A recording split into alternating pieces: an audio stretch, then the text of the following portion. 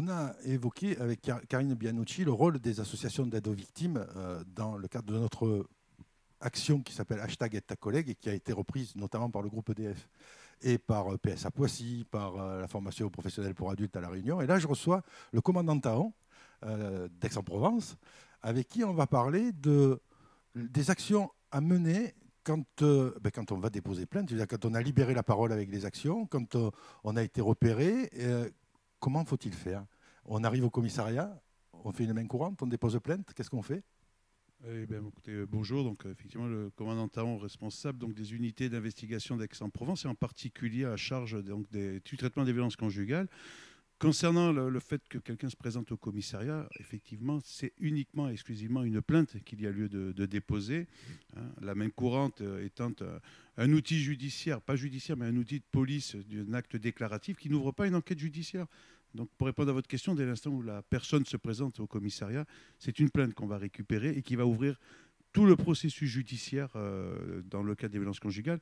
Un processus judiciaire, certes, par définition, qui a pour objet de neutraliser, je dirais, l'auteur de ces violences, mais surtout, et pour la victime, et c'est toute la partie qui va se mettre en route d'accompagnement judiciaire, c'est, je dirais, l'encadrement, la sécurisation, l'aide et l'assistance qu'on va pouvoir apporter à la victime. Alors, quels moyens a la police pour sortir l'individu auteur de violences conjugales immédiatement et l'empêcher de nuire de nouveau? Alors, c'est pour ça que la plainte est très importante. Dans le cadre des suites du Grenelle des violences conjugales de l'automne 2019, on a mis en place un processus avec ce qu'on appelle une grille d'évaluation qui est mise en place à réception donc, de la victime dans le cadre de sa plainte, un questionnaire qui repose sur une petite vingtaine de questions. Donc, si 4 questions sont répondues favorablement, c'est immédiatement l'exfiltration de la victime, je dirais, le relogement de la victime, voire bien évidemment la neutralisation de son auteur. Il y a 2 choses à bien prendre en considération. Il y a la protection de la victime. Il faut qu'elle se sente accompagnée dans son processus. Vous l'avez évoqué, je pense, avec ma collègue tout à l'heure. Il y a toute la libération de la parole, arriver à mener la victime au commissariat. Dès qu'elle est dans le commissariat, l'important, c'est qu'elle se sente rassurée, en confiance, que l'on puisse justement l'accompagner sur tout le processus. Donc, un accompagnement judiciaire, dans l'éventualité de l'interpellation, bien évidemment, de l'auteur. Si les faits sont de flagrance, c'est l'interpellation immédiate de l'auteur, mais également la rassurer sur l'accompagnement, je dirais, d'hébergement dont elle va pouvoir bénéficier, l'accompagnement social également dont elle va pouvoir bénéficier avec des associations comme la PERS qui vont la prendre sur son accompagnement psychologique. Alors, la police n'a quand même pas les moyens de mettre en filature tous les auteurs de violences conjugales. Donc, une fois qu'il est en garde à vue, j'imagine qu'on ne va pas l'incarcérer en attendant le procès. On va lui dire, rentrez chez vous. Et comment on s'assure qu'il ne va pas récidiver? Alors, qu'il ne va pas punir? Alors, avant de parler de filature, l'important, c'est que la plainte qui est déposée enclenche un processus judiciaire qui amène effectivement à l'interpellation de l'auteur, hein, puisque si les faits sont avérés, c'est l'interpellation de l'auteur, c'est un placement en garde à vue, et à partir de là, un suivi bien évidemment de l'autorité judiciaire, puisque là c'est pareil, les violences conjugales étant devenues quand même cause nationale, il y a un suivi, une information immédiate qui est à donner au procureur de la République qui va suivre la plainte et qui va suivre la garde à vue. Garde à vue qui va très bien pouvoir se terminer, hein, si les faits sont avérés et particulièrement violents, avec une mesure de présentation, de déferment devant l'autorité judiciaire, soit d'incarcération, soit d'un contrôle judiciaire pour répondre à votre question, soit d'un contrôle judiciaire avec également la dotation pour la victime de ce qu'on appelle un téléphone grand danger, qui permet à la victime, une fois de plus pour la rassurer, d'être dotée d'un outil, d'un téléphone portable, qui va lui permettre, en cas de présence impromptue de l'auteur de ces violences précédentes, d'avertir les services de police et d'avoir une réaction immédiate. Le jour où on dépose plainte, est-ce qu'on doit arriver avec un certificat médical et une interruption temporaire de travail de 15 jours pour que ce soit pris en compte? Alors absolument pas, hein. Bien évidemment, dès l'instant où la personne rentre dans le commissariat, hein, tout l'objet de notre travail aura pour vocation de garder la victime. Donc il est hors de question de lui dire écoutez madame, repassez un peu plus tard avec un certificat médical. La plainte est recevable sur ces simples déclarations. Je profite de votre question pour là aussi pour amener des nouveaux éléments qui ont été issus des accords, du Grenelle des violences conjugales de cet automne, qui fait qu'elle peut même être accompagnée au commissariat par une personne de son choix et que cette personne est autorisée également à l'assister dans le cadre de sa déposition. Une fois de plus, elle ne reste pas seule. Des fois, souvent, le processus était, elle est reçue, la personne l'accompagne. Ben, madame, vous patientez à l'accueil, on va s'occuper de la victime. Et elle se retrouve seule face à un policier. Donc là aussi, une fois de plus, on a fait évoluer le processus, toujours pour que cette parole libérée soit constante, pour qu'elle pourra être accompagnée par une personne dans le cadre de sa déclaration, avec un personnel spécialisé également. C'est-à-dire que le fonctionnaire de chez moi qui va la recevoir aura reçu toute une formation pour bien l'accompagner. Alors cet accompagnement, j'espère qu'il va rassurer, parce que c'est la peur d'aller porter plainte, c'est la peur de la représaille qui préside. Pourquoi ne viennent-elles pas chez vous? C'est parce qu'elles ont peur des représailles. Tout à fait. C'est pour ça que le processus judiciaire qu'elle va pouvoir enclencher auprès des services de police aujourd'hui a un processus également de protection de la victime. C'est-à-dire que même aujourd'hui, j'ai des instructions qui sont claires. La victime quitte son domicile, elle a besoin de récupérer des affaires. Je vais l'assister dans sa démarche. Il n'est pas question, je prends sa plainte, elle rentre à la maison, elle se débrouille pour aller récupérer ses affaires.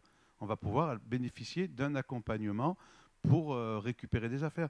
On a un outil informatique qui a été mis en place à l'occasion de cet automne, qui nous permet également d'avoir rapidement une visibilité sur le département d'un hébergement d'urgence, que ce soit pour la victime, si effectivement c'est nécessaire. Victime et des enfants également. Alors, ces outils-là, ils sont mis en place. Bon, avec le Grenelle des violences conjugales, il y en a d'autres qui vont arriver, j'imagine.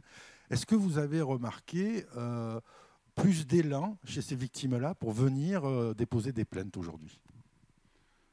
Sur le processus, je dirais, d'augmentation, pour ce qui est d'Aix-en-Provence, je vais parler de ma circonscription, je dirais que non, dans le sens en chiffres, hein, puisqu'on avait effectivement un suivi sur les violences conjugales. Par contre, ce qu'il y a de sûr, il y a effectivement, et c'est significatif, sur l'accompagnement qui est fait par le tissu associatif, qui est vraiment intéressant sur Aix-en-Provence, avec tout un réseau qui est mis en place.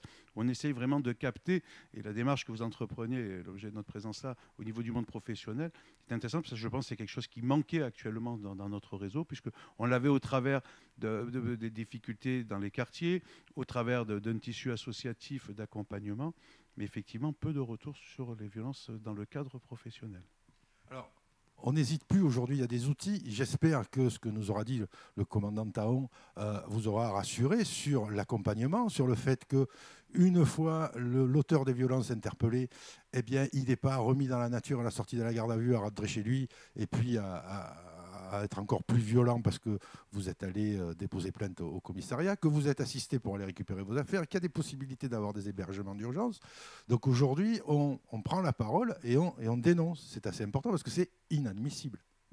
Ah, tout à fait. Hein. Aujourd'hui, c'est totalement inadmissible d'avoir une femme qui reçoit des coups. Hein. On parle quand même, grosso modo, d'une femme sur 10. Hein, et on est loin, je dirais, aujourd'hui de ces chiffres-là dans les faits des procédures que je viens à traiter. C'est inadmissible qu'une femme reçoive des coups. C'est inadmissible qu'une femme, aujourd'hui, meure sur les coups de son mari. Hein. Il y a eu, c'est plus d'une centaine de féminicides, quasiment 200 féminicides en 2019. On serait assez fiers que ce soit quand même significativement à la baisse si tout le monde, et c'est une responsabilité, j'allais dire une responsabilité sociétale des entreprises, et le groupe EDF l'a bien compris, puisque l'ADRH du groupe EDF a pris le problème en main et a mis toute une action dans son entreprise. C'est vrai pour le site de PSA à Poissy, où dans l'usine aussi, ils ont fait des opérations de détection, de prise de parole. C'est vrai à La Réunion avec l'AFPA qui nous donne un bon coup de main, et dans beaucoup d'entreprises qui, un peu tous les jours, reprennent ce hashtag Aide ta collègue. Si ça pouvait participer à ce qu'il y ait moins de féminicides, on en serait très fiers. On aurait au moins réussi quelque chose avec une action. Merci, commandant, d'être venu nous voir. Et puis, on se reverra peut-être très bientôt pour voir s'il y a des suites et si ces actions-là qui sont mises en place mènent leurs fruits. Écoutez, merci de votre invitation. Effectivement, c'est très volontiers de revenir faire un bilan avec vous. Hein. Attendu, j'insiste sur ça. Je dirais, si vous permettez, sur 2 points. Je veux vraiment que la victime sache qu'aujourd'hui, voilà, dans un commissariat comme dans une gendarmerie, c'est un accueil, c'est un suivi. Elle sera aidée et protégée. C'est ça. C'est une victime qui bénéficiera de toute, je dirais, la puissance publique pour sa protection, qu'elle soit policière ou judiciaire, et c'est important. Vous parliez de libérer la parole dans tous les sens. Il faut qu'elle se poursuive, il faut qu'on puisse dénoncer et qu'on le poursuive tous ces auteurs d'infractions. Merci encore. Merci, commandant.